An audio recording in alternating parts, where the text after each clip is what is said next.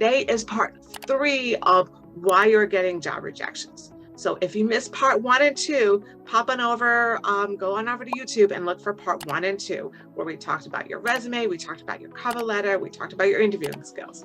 Okay, here's part 3, why you're getting rejected. And this part is interesting because this part can happen at any stage of the game. As you're sending the applications, after you've been interviewing, even after you've been through multiple stages of the game. Okay, number of different parts to this one. So first off, check out your LinkedIn profile. Do you have a professional looking LinkedIn profile? Do you have a professional photo? Really, really important. LinkedIn is your branding.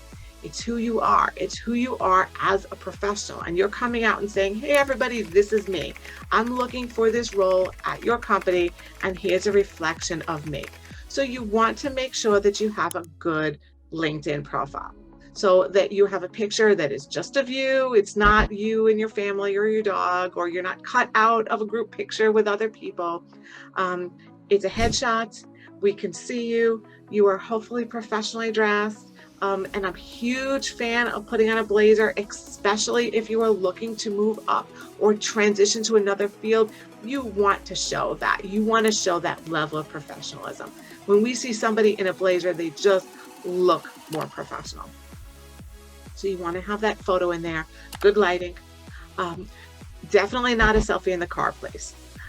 You want to have a good title for who you are.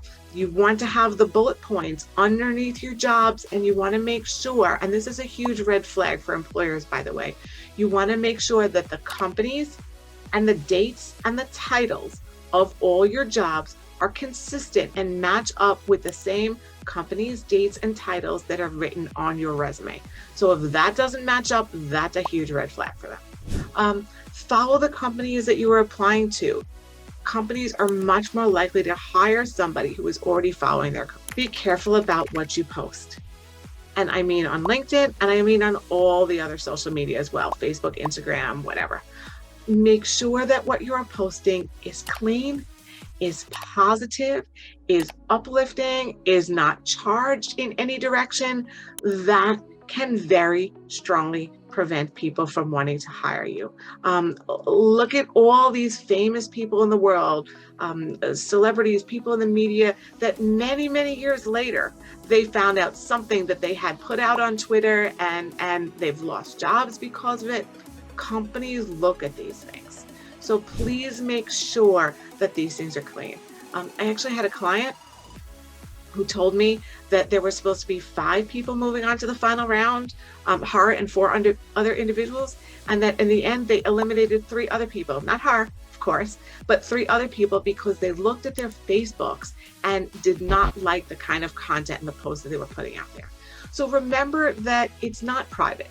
What happens in your house is private. What happens on the internet is public. So please be careful about anything that you're putting out there on the internet, okay? Make that positive professional impression to the world. Other things that you need to be wary of. Did you follow directions? So some job postings have very explicit directions of steps they want you to take. And the idea behind all this is, number one, it's like the very basic of, can you follow directions? Right? And they use that sometimes as a screening process to eliminate people. Like, first off, did you read? Okay. Did you read the instructions, and then did you follow them? And some of those directions might even be, don't call us. And you're calling them, right? You're calling to follow up. Hi, did you you have a phone number, you're calling, hi, did you get my resume? If it says no calls, it's no calls. Are you badgering too much? And I know there's a fine line between wanting to follow up on your interviews, okay, and stalking. But if you're coming off as a stalker, too high maintenance, they're not going to hire you. On the other side, what is your turnaround time? What is the follow-up time?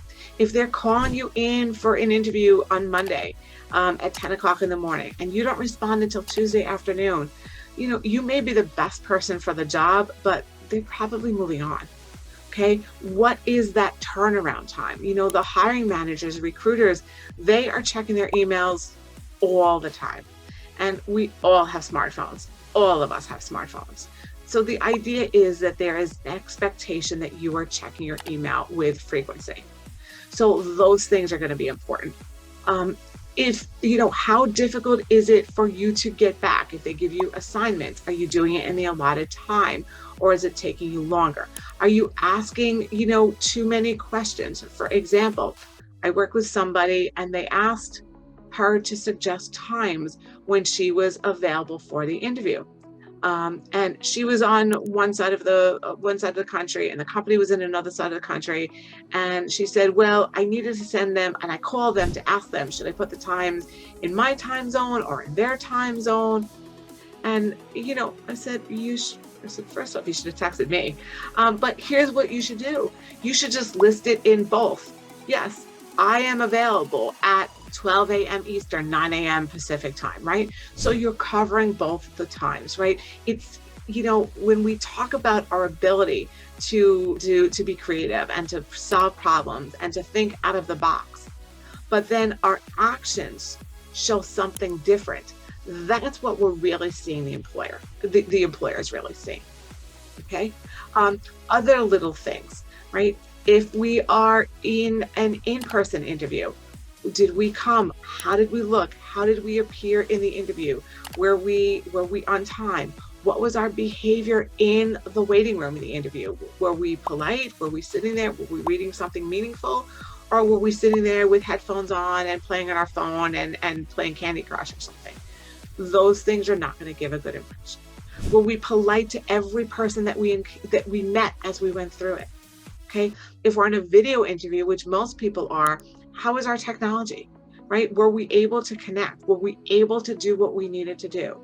Was it quiet? Were we in a clean, well-lit location? Did everything happen as it was supposed to happen?